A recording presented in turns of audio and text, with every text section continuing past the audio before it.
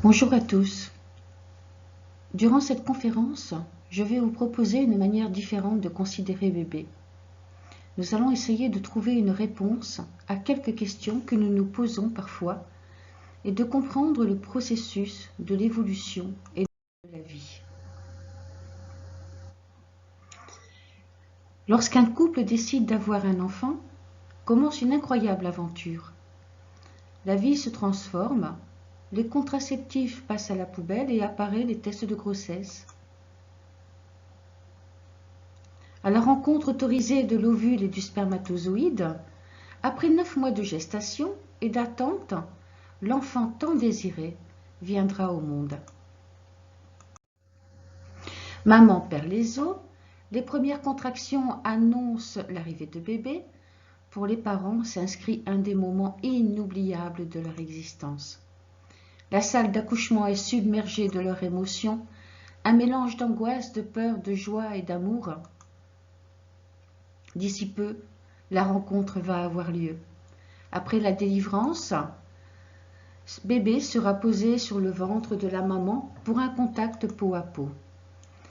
Et papa, quant à lui, sera invité à effectuer le geste symbolique de couper le cordon ombilical qui va séparer concrètement l'enfant de la mère.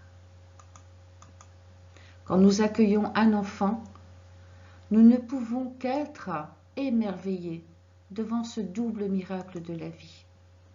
La naissance de bébé, sa venue au monde, vient de donner naissance à des parents.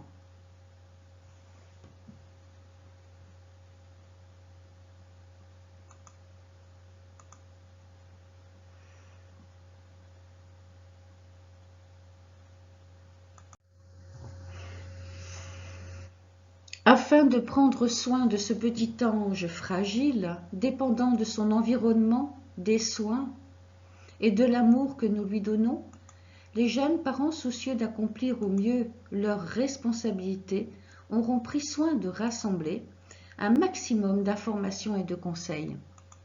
Ils auront lu une multitude de livres écrits par des pédiatres, des psychologues et des pédopsychiatres renommés. Ces spécialistes de l'enfance vont enrichir leurs connaissances sur le développement physique de l'enfant, psychomoteur, psychoaffectif et cognitif. Seulement voilà, la pratique n'est pas toujours aussi simple que dans les livres. Bébé est là et la maternité n'a fourni aucune notice de montage, aucun manuel d'utilisation et aucun échange n'est possible. Nous sommes papa et maman pour la vie. Si vous plongez dans ces petits yeux tout sombres, vous verrez que bébé n'est pas beaucoup plus rassuré que vous. Dans son regard fixe et interrogateur, on a vraiment le sentiment qu'il se demande ce qu'il fait ici, qui nous sommes et quels sont tous ces gens autour de lui.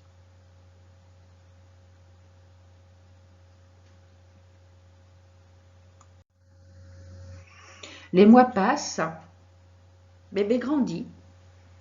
Les parents, quant à eux, trouvent que l'enfant a le même caractère que son oncle, qu'il est doué dans le dessin comme sa grand-mère, qu'il peut faire du théâtre comme sa tante. En fait, les parents voient dans cet enfant une petite parcelle de toute la famille. Mais au-delà de ces caractéristiques physiques, artistiques et intellectuelles, qui est vraiment bébé? Qui est cette petite personne? Pourquoi certains enfants sont surdoués, turbulents, doux, déséquilibrés, handicapés et agressifs?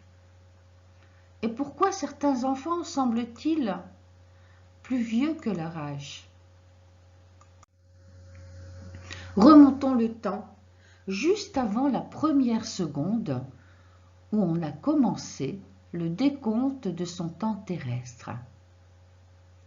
Et voyons la préparation de l'arrivée au monde de bébé d'un point de vue spirit. Il ne suffit pas de vouloir un enfant, il faut vraiment le désirer. L'arrivée d'un enfant va être un chamboulement dans la vie. Ce petit être va changer toutes les habitudes et prendra beaucoup de place dans le quotidien. Son équilibre et son développement psycho-affectif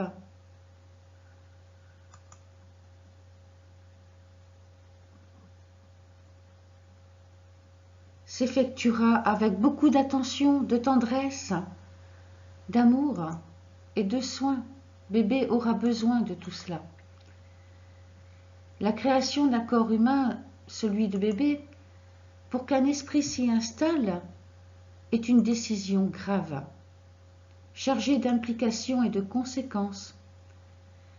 Elle correspond à une invitation formelle faite à quelqu'un qui existe déjà, à un esprit vivant dans le monde spirituel, ou si vous préférez, à une personne désincarnée, intelligente, avec des sentiments, des émotions.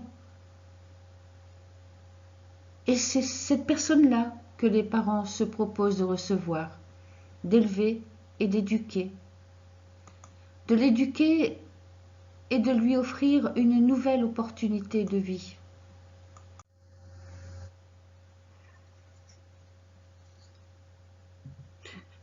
Donc pour comprendre qui est bébé, il est important de le considérer comme une personne unique, avec une identité spirituelle.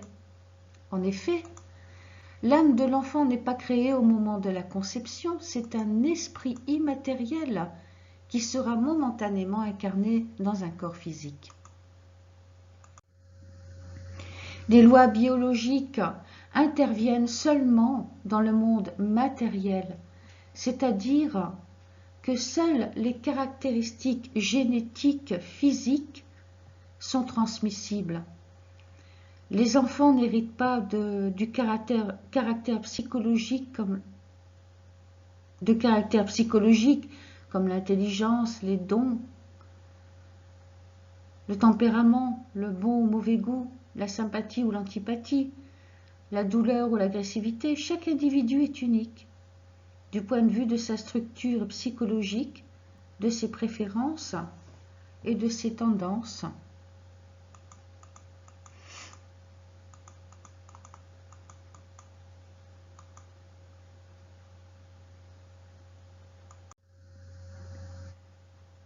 L'esprit, avant de revenir dans ce corps d'enfant, a signé un contrat avec lui-même, un chemin de vie. Pour cela, il a reçu les conseils des bons esprits et des guides spirituels. Il a des objectifs à atteindre pour son évolution. Et pour cela, il compte beaucoup sur ses parents. Cet esprit incarné dans le corps de bébé, c'est un esprit qui est en train de renaître. Il n'est pas seulement en train de naître, son arrivée est une continuité pour la vie de l'esprit. Et il va apporter avec lui un passé plus ou moins lourd d'expériences, d'erreurs, de conquêtes, de réalisations et par conséquent un programme à mettre en œuvre dans son existence qu'il recommence auprès de ses parents. Tous, nous sommes arrivés avec un cahier de devoirs neuf sur lequel nous devons y écrire notre histoire. L'esprit de l'enfant a un programme de service à réaliser dans la réincarnation. Les paroles mêmes de Jésus ne peuvent laisser de doute sur la réincarnation. Voici ce que l'on lit dans l'Évangile selon saint Jean. Jésus, répondant à Nicodème, dit « En vérité, je te le dis, que si un homme ne naît de nouveau, il ne peut voir le royaume de Dieu. » Nicodème lui dit « Comment un homme peut-il naître quand il est vieux? Peut-il rentrer dans le ventre de sa mère et naître une seconde fois ?» Jésus répondit « En vérité, je te le dis, que si un homme ne naît d'eau et d'esprit, il ne peut rentrer dans le royaume de Dieu. Ce qui est né de la chair est chair, et ce qui est né de l'esprit est esprit. Ne t'étonne point de ce que je t'ai dit. Il faut que vous naissiez de nouveau. Alors, qui est bébé? Je suis heureuse de vous le présenter. Bébé est un esprit mature, doué de raison et expérimenté.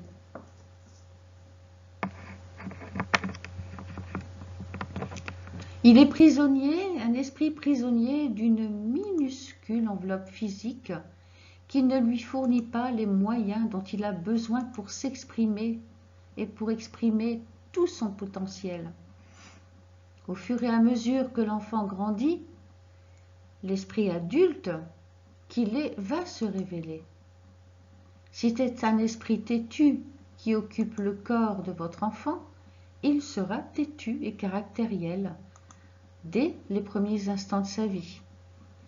Si c'est un esprit intelligent, il sera peut-être plus évolué spirituellement, intellectuellement et moralement que ses parents. Mais je rappelle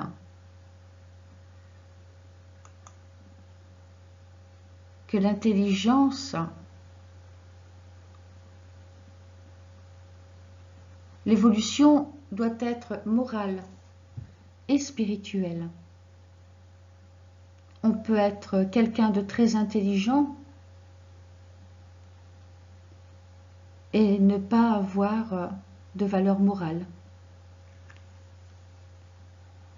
Donc bébé n'est pas un petit ange innocent, comme il le paraît, c'est un esprit qui vous a été confié. Il est là parce qu'il a besoin de vous pour se perfectionner et qu'il a une raison, il y a bien une raison pour qu'il arrive dans vos bras. Les parents sont responsables, ils ont la responsabilité de l'aider à s'exprimer de nouveau. L'enfant leur a été confié pendant quelque temps, que ce soit une fille ou un garçon, un enfant brillant ou déficient, amical ou hostile, en bonne santé ou malade, compréhensif ou rebelle, des liens ou des engagements nous rattachent à lui. Pour une raison que nous connaîtrons peut-être un jour, il a été acheminé, attiré ou invité à venir en notre compagnie. Mais ce sera rarement un inconnu complet. Vos chemins se sont sûrement croisés dans une vie passée. Alors quels sont les liens qui nous unissent à notre enfant? Nous ne le saurons peut-être jamais. Est-ce un parent, un ami, un adversaire, ou est-ce simplement un esprit qui a besoin de revenir au monde et de vivre des expériences dans d'autres familles? On ne sait pas. Ce que l'on sait, c'est que ce sont des petites âmes bien courageuses. Les petites âmes courageuses au visage angélique et pur sont des êtres en évolution, tout comme nous tous.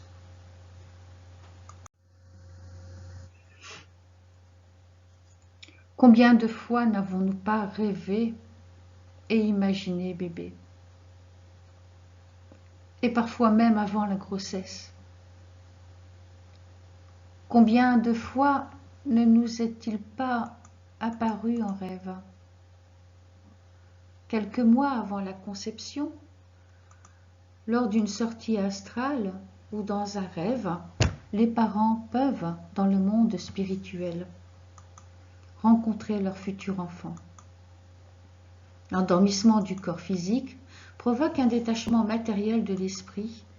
À ce moment-là, celui-ci jouit d'une certaine liberté. Il lui est alors possible de rejoindre certaines régions spirituelles pour y retrouver ses amis désincarnés et incarnés, qui sont eux-mêmes momentanément déliés de leur corps physique par l'anesthésie du sommeil. Dans l'au-delà, les âmes se reconnaissent, se parlent, reçoivent un enseignement, des soins et parfois, il est permis aux parents de rencontrer l'esprit de leur futur enfant, dès l'instant qu'ils réintégreront leur corps matériel, ils n'en garderont pas de souvenirs précis. Le retour à la vie corporelle n'est pas quelque chose d'anodin. Il se prépare dans le monde spirituel. C'est là que nous lui avons fait la promesse de l'éduquer, que nous avons fait la promesse à cet enfant de le protéger, de le nourrir, de le soigner. C'est dans le monde spirituel que les accords et les négociations se déroulent entre les futurs parents et les futurs enfants.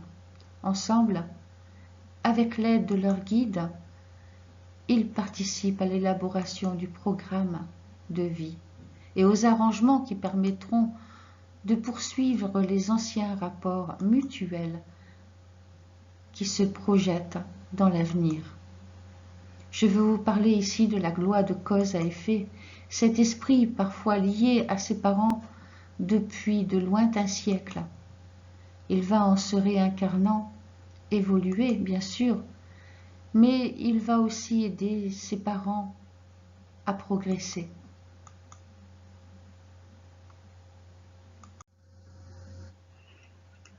Combien de fois cet esprit est-il venu nous parler?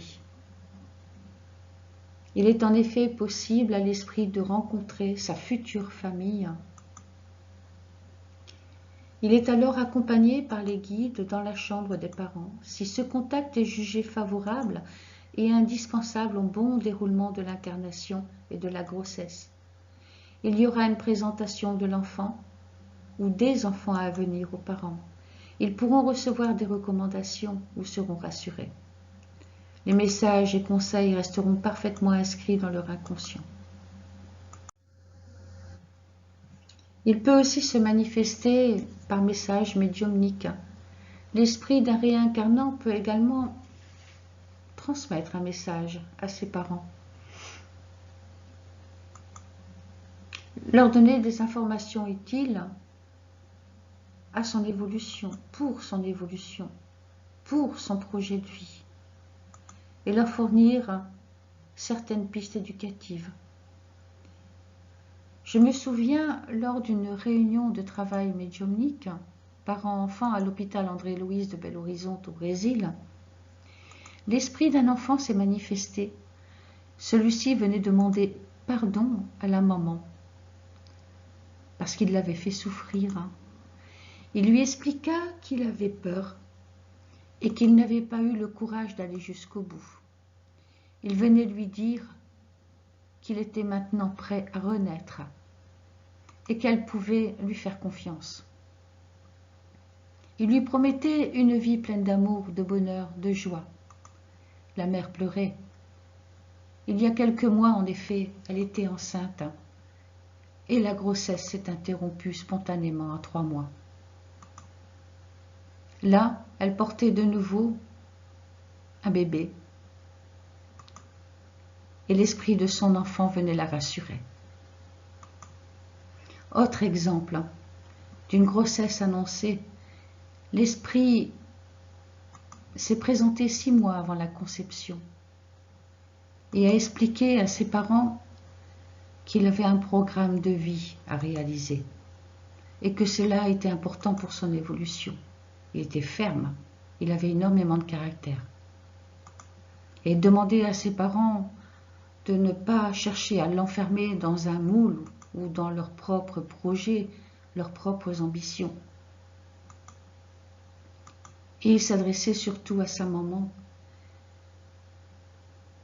Il dit aussi que si c'était le cas, il repartirait et reviendrait lorsqu'ils auront compris.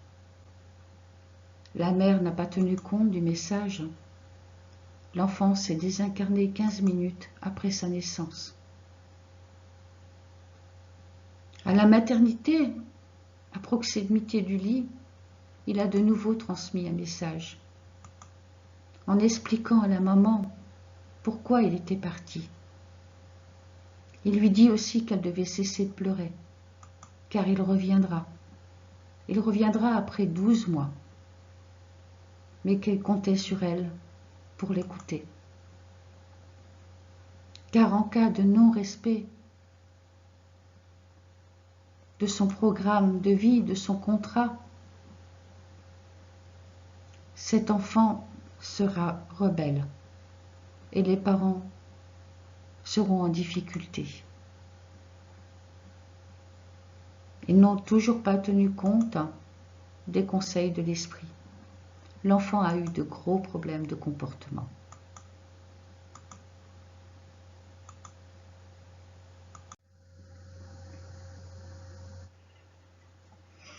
Donc lorsque vient le désir d'avoir un enfant, lors de la conception, les pensées doivent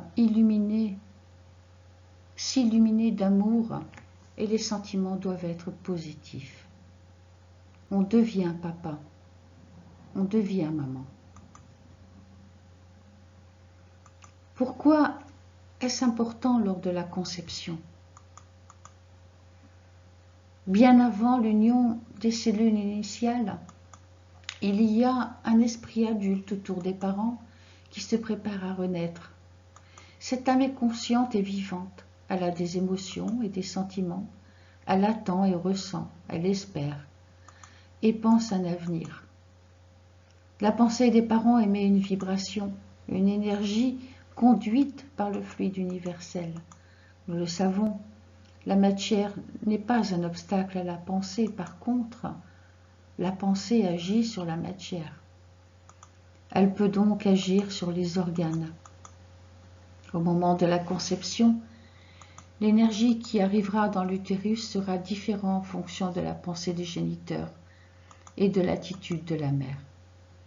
L'utérus est en quelque sorte la maison de l'embryon et celui-ci mérite de grandir dans un endroit calme.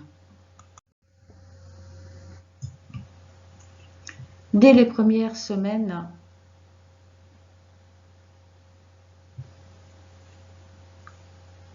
de gestation, et ceci est une règle, chaque fœtus est rattaché à un esprit. Si le fœtus n'est pas doté de raison dans le sens propre, l'être qui doit l'animer et qui se trouve à proximité en a. L'embryon et le fœtus captent les pensées de l'environnement et les sentiments de sa mère. Il reçoit tous les messages positifs d'amour, de désir, mais aussi les messages négatifs de rejet. Peut-être avez-vous encore des doutes? Voyons un peu les travaux réalisés par Emoto. Il a démontré scientifiquement l'influence de la pensée sur l'eau. L'eau, ayant été chargée de pensées d'amour, formait de magnifiques cristaux bien réguliers. L'eau, ayant souffert de pensées négatives, formait des cristaux difformes et irréguliers. La pensée agit donc bien sur la matière. Elle a des conséquences et provoque des disharmonies. Et n'oublions pas que le fœtus et l'embryon baignent dans le liquide amniotique. Le cordon ombilical nourrit l'enfant et lui fournit de l'énergie. Le lait maternel nourrit le bébé. La communication ne s'établit pas uniquement avec des mots. Les pensées et les sentiments agissent sur les différents mondes et agissent sur toutes les formes de vie. Je laisse à chacun le soin de réfléchir sur l'importance de l'amour et des pensées positives. Retenez que spirituellement et biologiquement, les liens mère-enfant durant la grossesse sont constants. Ces deux êtres sont connectés en permanence. Aujourd'hui, l'échographie permet de recevoir une image du petit locataire de l'utérus, de le voir se développer, d'évoluer, sucer son pouce, jouer avec le cordon, sourire. Il a une fréquence cardiaque qui nous informe de son calme ou de son agitation. L'image permet de le voir réagir aux stimuli environnementaux, par exemple à la lumière et au son, au battement du cœur de la mère, de la voix du père et aux émotions. Bébé est un être très sensible. Il est important qu'il soit aimé avant qu'il naisse. Il faut donc lui parler à cet enfant, le rassurer, l'aimer, le préserver du stress et des conflits. Voyons maintenant le programme de réincarnation. Entre une existence et une autre, nous sommes tous passés par une période de réévaluation personnelle, de révision de ce que nous avons fait précédemment, de restructuration des concepts et finalement de reprogrammation de vie. Qu'avons-nous fait? Où nous sommes-nous trompés? Où avons-nous réussi?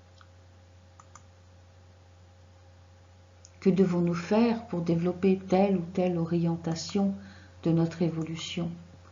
Comment corriger les erreurs que nous avons commises? Et que faire pour récupérer les amitiés perdues à cause de notre inconséquence? Comment nous réhabiliter vis-à-vis des personnes dont nous avons fait des adversaires et même parfois des ennemis difficiles? Quelles tâches devons-nous mener à bien pendant la prochaine existence ou pendant les suivantes? Quels sont les traits de caractère que nous allons devoir travailler? Quelles sont les vertus ou les facultés faut-il développer pour cela?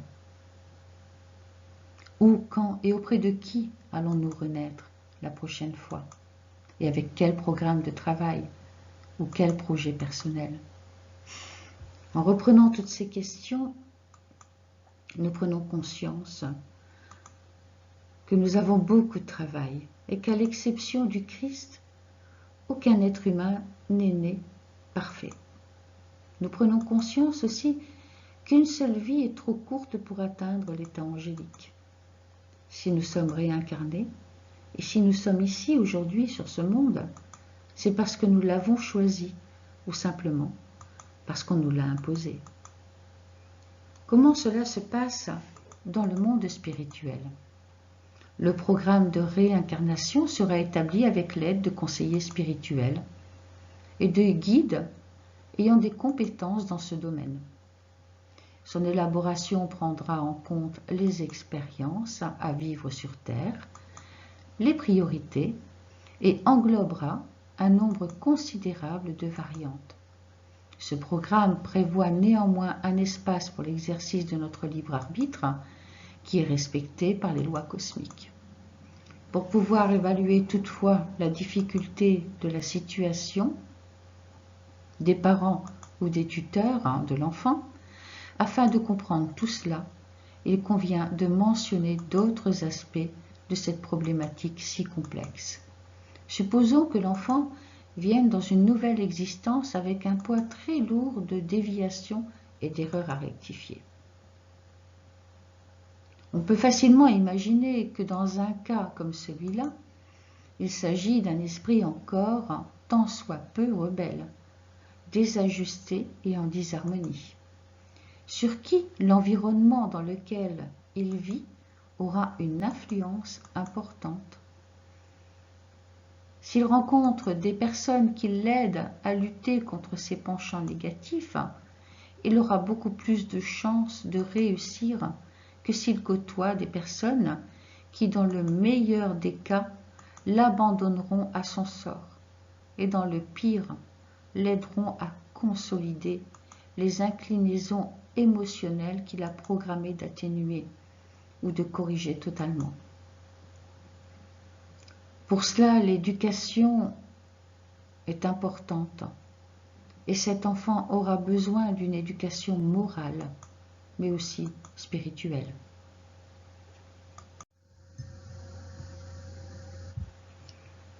Léon Denis,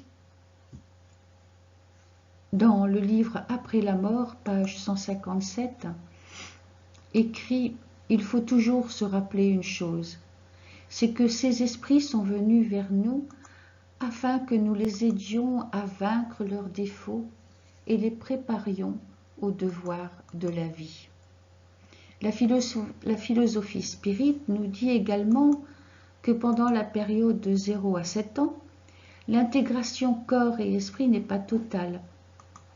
Les idées qui forment le caractère réel de l'esprit sont assoupies.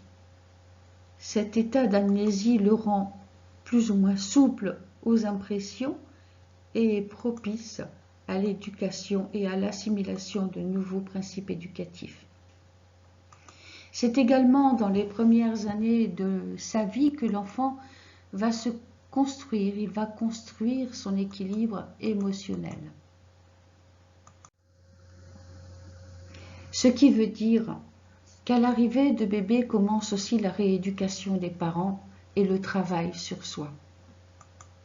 En effet, l'environnement familial est la première école. Ensuite, l'enfant apprend beaucoup par mimétisme. Ses premiers modèles sont ses parents. Ils seront pour lui des miroirs. Il enregistrera leurs faits et gestes et les reproduira. Car l'enfant s'identifie aux parents et imitera les bons et mauvais comportements, répétera les bons ou les mauvais mots. Il est donc important pour cet enfant, pour ce futur adulte, de pouvoir s'identifier au courage, à la volonté, à l'honnêteté, à la persévérance, au respect de l'autre, au respect des autres et de la nature. Il est indispensable de lui transmettre des valeurs et de lui préparer un chemin sur lequel il n'oubliera pas sa nature spirituelle et immortelle. Il est donc important que les parents soient vigilants, car les qualités et les mauvaises habitudes de l'enfant peuvent apparaître très très tôt.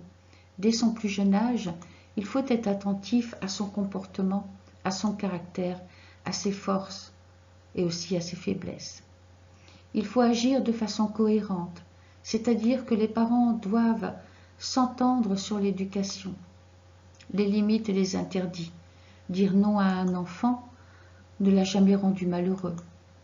Ne pas autoriser un comportement à un enfant de 8 mois, alors que les parents vont le punir pour le même comportement à 2 ans.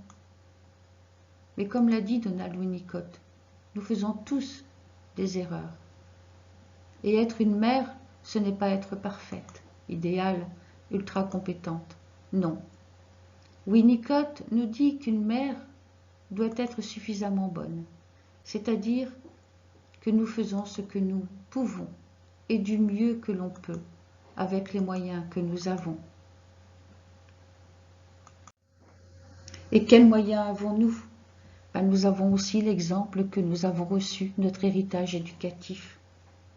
L'éducation que l'on va donner trouvera ses racines dans l'éducation et l'amour que nous avons reçus de nos parents, qui l'ont eux-mêmes reçu de leurs parents. Elle sera faite d'essais, d'erreurs, d'expériences, de maladresses, associée à beaucoup d'amour et de bonnes intentions. Pour cette conclusion, j'ai envie de vous parler des enfants appelés indigo, arc-en-ciel ou cristal. Ce seraient des enfants dotés d'une hypersensibilité et venus sur Terre avec la lourde mission de changer, d'améliorer et de faire évoluer notre monde.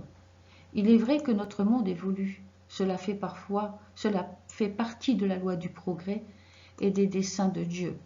Cette évolution a débuté il y a bien longtemps déjà. Et la transformation se fait parce que ceux qui se réincarnent évoluent aussi moralement et spirituellement. L'être humain évolue.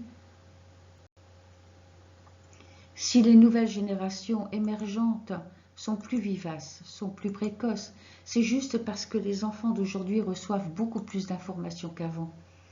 Ils sont stimulés beaucoup plus tôt, à tel point que certains parents volent leur enfance et exigent de leur part des apprentissages qui ne correspondent même pas au développement cognitif, psychologique et émotionnel de l'enfant. Il est dangereux d'agir comme cela pour la construction et l'équilibre mental de cet enfant. Il est dangereux de le considérer comme un être différent et plus évolué que les autres. Tout ce que cet enfant désire est de vivre son enfance. Mais parfois l'orgueil des parents vient les étouffer et vient étouffer ses projets. Cette étiquette d'enfants spéciaux est nuisible car elle soulève de la discrimination et apporte un jugement. Nous voyons des enfants indigos ou surdoués être vraiment agressifs envers les autres et parfois avec leur famille, être arrogant, humiliant. L'enfance est indispensable. Donald Winnicott explique également que trop d'amour fusionnel ou possessif est un amour toxique pour l'enfant. L'enfant, pour devenir autonome, a besoin de faire l'expérience de la frustration et donc aussi d'une certaine solitude. Il a besoin d'explorer son environnement, d'appréhender le monde qui l'entoure, de vivre ses propres expériences, de ressentir des sensations, des émotions. La vie est un véritable théâtre et un terrain de jeu idéal. Si un enfant est plus doué qu'un autre, cela ne démontre pas d'une évolution morale. Les parents ont sûrement pour devoir d'aider cet esprit à travailler sur la vanité et l'orgueil en le valorisant beaucoup trop. Ils accentuent son problème. Ils ne l'aident pas à se corriger. L'éducation d'un enfant doit se faire dans l'équilibre entre ce qui est interdit et ce qui est permis. Les excès sont négatifs. L'enfant compte sur ses parents pour l'aimer, le guider, l'aider à comprendre et à prendre conscience de ses responsabilités envers la vie, envers la nature. Ils sont là pour lui apprendre à aimer le travail, à s'améliorer en faisant des efforts personnels, en le faisant contribuer à la construction d'un monde meilleur, pour des hommes meilleurs. La philosophie spirit est une boussole. Elle enseigne les valeurs morales universelles et nous aide à regarder qui nous sommes, à savoir d'où nous venons et où nous allons. Et aussi à considérer bébé pour ce qu'il est et ce qu'il doit devenir. Un sujet responsable dans la vie, un sujet responsable dans sa vie. Nous sommes tous des particules d'un seul continent. Et tous les enfants sont des enfants indigos. Nous aussi, car à chaque effort que nous faisons sur nous-mêmes pour nous corriger et nous améliorer, à chaque remise en question, tout enfant et adulte participe à la transformation du monde, car l'évolution de notre monde commence par nous-mêmes. En fait, comme je viens de vous le dire, nous sommes tous des enfants indigos. Nous avons tous une mission. Je vous remercie beaucoup de votre attention.